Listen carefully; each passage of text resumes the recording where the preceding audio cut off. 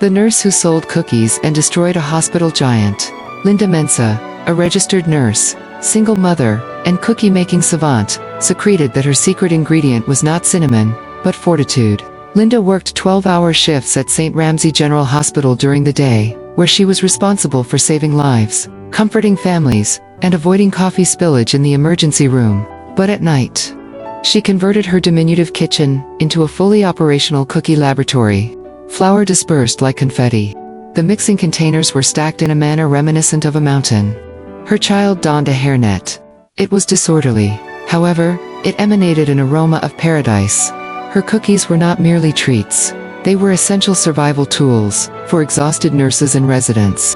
Night shift nibbles were the name given to these squishy, creamy, and flawlessly delicious marvels, which caused individuals to forget that they had been on their feet for 14 hours. Linda, you should consider selling these. Linda, I would marry this cookie. If this cookie were a man, Linda, I would permit him to damage my credit. Indeed. That is quite impressive. However, just as her aspirations were ascending like a bouncy ball of dough, her recipe was stolen by an individual. And it was not just any individual. It was the hospital where she had worked for a decade. Corporate theft of cookies. However, Linda, no, my dear. She maintained her composure. She achieved retribution. She spoke up with sprinkles when the system attempted to silence her. Therefore, obtain a refreshment, preferable a baked good, and remain in attendance. Because you are about to observe the transformation of one woman, one cookie tray, and an abundance of attitude, defeated an enormous entity. Ultimately, what is the outcome? She rendered justice with warmth, and faintly gummy in the center. The nurse with a whisk. It all commences in a hospital break room at 2:03 a.m. A location where morale is in a critical state. Coffee is chilly, and hope is low. Enter Linda Mensah, registered nurse, cookie savant, a single mother. I am an unofficial minister of morale at St. Ramsey General. Linda is introduced. Linda traverses the hospital corridors in coveralls that are soiled with hand sanitizer stains, pen markings, and a small amount of frosting that she declines to clarify. Her sneakers creak. She is capable of recite patient allergies in the manner of a rap song. A teddy bear and an embrace can be used to soothe a crying preschooler. And with a single elevated eyebrow, silence a room of interns who are bickering. Additionally, did we mention she prepares pastries that have transformed the lives of individuals? Like, seriously, Dr. Patel once wept into one after working a 27-hour shift. He stated, "It evoked memories of my grandmother and prompted me to forgive my former partner." Linda's kitchen. 10:26 p.m. Linda has recently completed a demanding double task. Rather than collapsing into bed, like any other mortal being, she binds her hair, activates her Bluetooth speaker, and begins breaking eggs with the determination of a woman on a mission. Linda perceives opportunity where others would perceive exhaustion. Linda preheats to 350 degrees Fahrenheit in locations where others would collapse. Linda's cookie lab. Her kitchen lacks sophistication. It is diminutive. The burner is unstable. The mixer emits a loud shriek. Her flour container is a recycled laundry detergent receptacle that is marked not soap. However, to her, this area is sacrosanct. She grasps 2 varieties of chocolate morsels. Vanilla from Ghana. A crimson notebook with the enigmatic title Recipes That Could End Wars. Linda sings as she stirs. "Oh, I must admit, these cookies are quite delicious. Hallelujah." Jaden, her 12-year-old son, is a TikTok addict and aspiring cookie CEO. He enters the room wearing a half-buttoned pajama top and inquires, "Mom, what are you doing here?" "Mother, are you baking once more? It is comparable to tomorrow." Linda, without raising her head. "We rise, we grind, we bake, baby." With the precision of a cardiac surgeon, she scoops dough onto platters, sprinkles it with her secret blend, which may or may not contain a sprinkle of capsaicin. The cat abruptly leaps onto the counter. 3 cookie spheres land in Linda's nurse shoes after she turns and falls. She lets out a breath. "Linda, those are intended for the supervisor." Hospital break room, 2 a.m. The atmosphere is stagnant. The coffee is scorched. One nurse is sobbing into a tuna sandwich. Subsequently, Linda enters the room with her renowned plastic container and utters 5 words that instill confidence in the night shift. "Are you prepared for the cookies?" It is as though the heavens have opened. She arranges them in a logical order, with each item clearly identified. Mercy of chocolate. Snickerdoodles, deprived of sleep, RN red velvets. Nurses form a line, as if it were Black Friday. Dr. Patel consumes one, and emits an audible scream.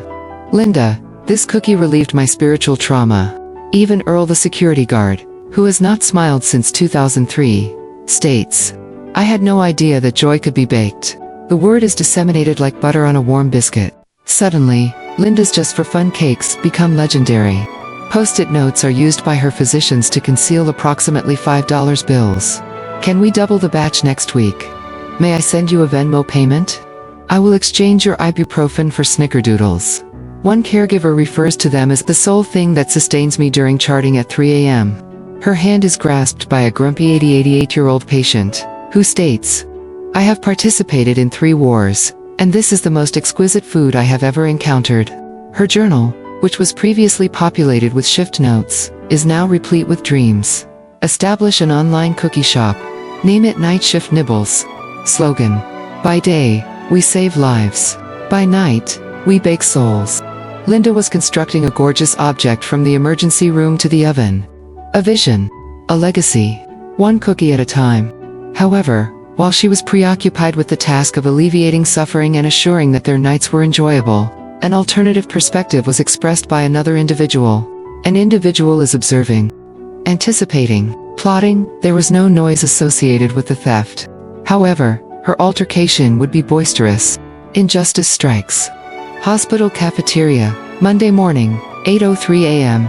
It was anticipated to be an ordinary Monday. However, Linda's arrival that morning altered everything. She was, as is customary, fatigued.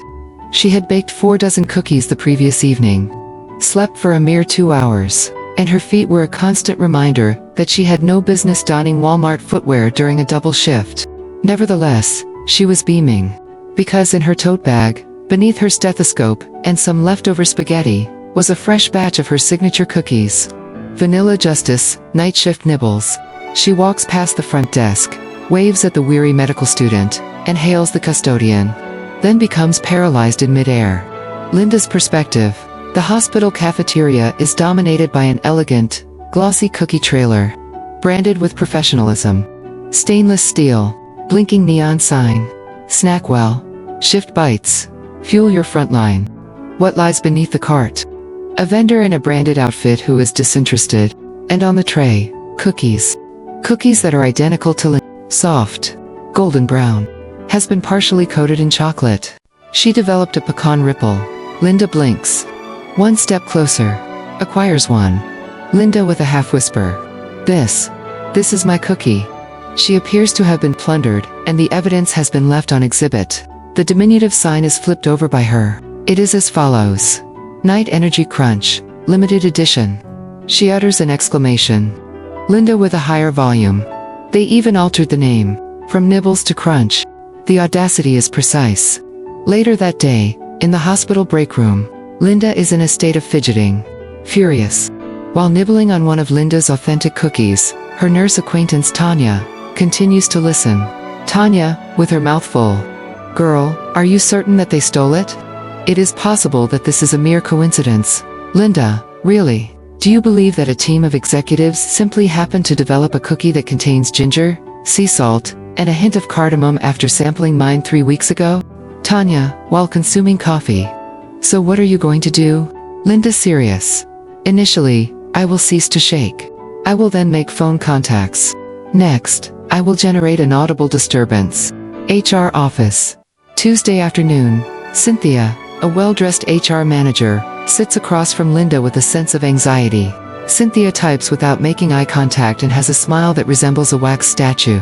Linda, I simply wish to comprehend the rationale behind the hospital's decision to establish a cookie brand that is based on my recipes without my consent. Cynthia in a sarcastic tone. Ms. Mensah, we are grateful for your innovative contributions. However, all activities on hospital property, including commercial food distribution, are subject to hospital regulation. Linda, wait. Are you implying that I am no longer permitted to distribute or sell cookies? Cynthia, accurate. Liability risks are associated with the sale of food that is not licensed. Additionally, this is a formal notice to cease on-site manufacturing or distribution. She slid a form across the table. Linda gazes intently. The heart is beating rapidly. Hands clutched. Dryness of the mouth. Linda, however, you implemented my concept to establish an entire brand. Cynthia maintains her cheerful demeanor. Ms. Mensah, we are unable to verify any overlap between our corporate marketing and your personal cookery. That concludes the matter. Linda, so you consumed my cookies, criticized me, and subsequently implemented the concept on a large scale. Cynthia, may your day be good. Linda exits in silence, but her spirit is ablaze, akin to fudge that has been left on the stove for an extended period of time. Linda expressed her happiness. They robbed her of her happiness. She constructed a vision. They replicated it, including funding, branding, and a vending cart. Throughout this period, she employed policy documents and fabricated smiles to muffle her voice. Linda's apartment. Midnight. She is seated at her dining table, wearing pajamas, with a disheveled bun and an open laptop. Her cheek was coated in flour. Her fingertips were ablaze with fury. She is conducting an online search. The process of obtaining a copyright for a recipe. Canadian legislation regarding food theft. Is it possible to file a lawsuit against a hospital for stealing cookies? Does Judge Judy handle actual cases? Jaden enters. Jaden, Mom, what are you doing? Linda concentrated. Baby, someone has interfered with the wrong muffin, Mama. Mode of preparation. A free online business webinar is attended by Linda, who takes notes. She contacts a nearby legal clinic to arrange a complimentary consultation. She views 5 YouTube videos titled How I Reclaimed My Company. She compiles a list entitled, Revenge, but Legal. Cookies bearing a trademark. Seek the advice of a counsel. Print invoices both literal and emotional. Refrain from consuming evidence. This was no longer solely about biscuits. It was a matter of respect. Ownership. Additionally, justice. Linda had dedicated years to assisting individuals in their recovery. Presently, she was on the brink of assisting herself. One piece of evidence at a time. They believed that she was merely a baker. However, they neglected to mention that she is also a nurse. Additionally, nurses are unyielding. Fight commences Linda's apartment. Midnight. Linda's living room is illuminated by a solitary lamp. The walls are adorned with legal scribbles, culinary schedules, and adhesive notes. A reflection of her laptop screen is visible in her fatigued eyes. A cup of coffee has been left to cool for an extended period of time. Jaden, her son, is bundled up on the sofa, with a textbook and cookie crumbles on his windbreaker. Mr. Frosting, her cat, is currently engaged in the act of pawing at a legal pad that is marked with the following. The War for the Dough. Linda v. Snackwell. This was no longer solely about biscuits. The subject of this discussion was dignity. Regarding visibility, about guaranteeing that no one else's aspirations were snatched without a fight. While preparing biscuits, Linda views YouTube videos on copyright law. Her documents contain information such as, recipes are not protected by copyright. Yes, branding is a viable option. Trade dress, the appearance of your cookie is significant. File a trademark before they do. She scribbles down everything while multitasking. Dough is stirred with one hand. The other emphasizes legal terminology. On occasion, he raises his voice. Jaden, please review the definition of cease and desist. Requesting assistance. She contacts her cousin Rochelle, a paralegal who almost pursued a career in law school, but was diverted by a salsa dancing career. Linda. Rochelle. My biscuits were stolen by them. Rochelle gasping. Those chewy soul-filled miracles. Linda, indeed. I require assistance. Rochelle, I am en route. Please bring refreshments. Case development. They commence the process of gathering receipts, both literal and metaphorical. Text messages from nurses requesting her cookies are captured in screenshots. Social media posts that depicted her cookies were published weeks prior to the hospital cart's launch. Her recipe ideas and safety conformance were communicated to HR via email. Date-stamped videos of her crafting. In a 3-minute TikTok video, she expresses herself as follows. I urge you not to steal my night shift nibbles. Rochelle, with a smirk. With a few additional components, we will have a complete legal muffin missile. 1 week later, the Free Legal Aid Office. Linda meets with Mr. Camacho, a legal aid counsel who is soft-spoken and wears a misaligned tie. He sips herbal tea from a Hulk mug. Mr. Camacho, Miss Mensah, your cookies may not be copyrightable, but your brand, name, original packaging, and slogan are. The matter is yours. Linda with a wide-eyed expression. Excuse me, are you serious? Mr. Camacho, you have the potential to be the Aaron Brockovich of baked goods. Linda, more akin to the Rosa Parks of pastry. He exhibits a grin. Mr. Camacho, in that case, we should proceed with the filing. Legal response from the hospital. Executives are agitated upon their return to Snackwell's headquarters. Linda's cease and desist letter strikes their polished glass desk with the force of a thunderbolt. Executive 1. She is merely a nurse. Executive 2. With 400,000 views on TikTok and 6 nurses threatening to strike if we do not address this issue. Executive 3 via telephone. Please forward this case to legal. This woman is grave. Linda's apartment. Celebrating the case filing win. Linda engages in a performance in her kitchen to traditional gospel music. Rochelle is consuming effervescent grape juice, while she and Jaden are frosting cupcakes. Linda laughing, they anticipated that I would weep. Jaden, no, mother. You responded by baking and clapping. Rochelle, I informed you. Never engage in any type of conflict with a nurse who possesses a paper trace and a hand mixer. They salute with pastries. Linda, raising her hand in the manner of a glass. 2 Justice and 2 Chewy centers. It was not solely about reclaiming her biscuits. The objective was to demonstrate that modest aspirations remain sacrosanct. That women who are inventive are not invisible. That courage is a recipe in and of itself, a combination of faith, fire, and the assertion that you did not. Linda did not possess millions. However, there was evidence provided by her. She was surrounded by individuals, and she possessed the one attribute that corporate titans most dread. A woman who possesses a paper trace, passion, and purpose.